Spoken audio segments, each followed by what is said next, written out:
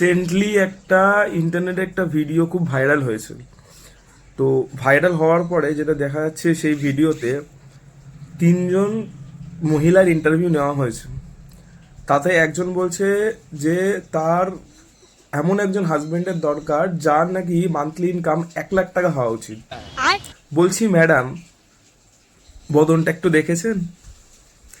Expectation আর রিয়েলিটির মধ্যে দুটো তফাৎ থাকে। এক্সপেকটেশন আর রিয়েলিটির মধ্যে তফাৎ থাকে। তাও মানলাম 1 লাখ টাকা পার মান্থ, মানে তাকে কত করে পার ডে কামাতে হবে সেটা কোনো হিসাব জানেন?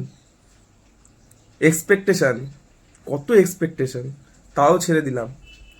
2 লাখ টাকা পার মান্থ, এই ম্যাডাম তো বললো 2 লাখ টাকা পার মান্থ।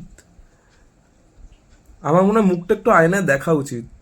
আর একজন তো বাড়াবাড়ি করে ফেলেছে, 5 লাখ টাকা পার মান্থ। ভাই 5 লাখ টাকা যদি ইনকাম করে সেই ছেলেটা, তোর মতন বদনালা কেন কেন বিয়ে করবে তাকে? ওয়াই, কেন বিয়ে করবে তোর মতন বদনালা মেয়েকে? সুন্দরী খুঁজবে? হাস্যকর।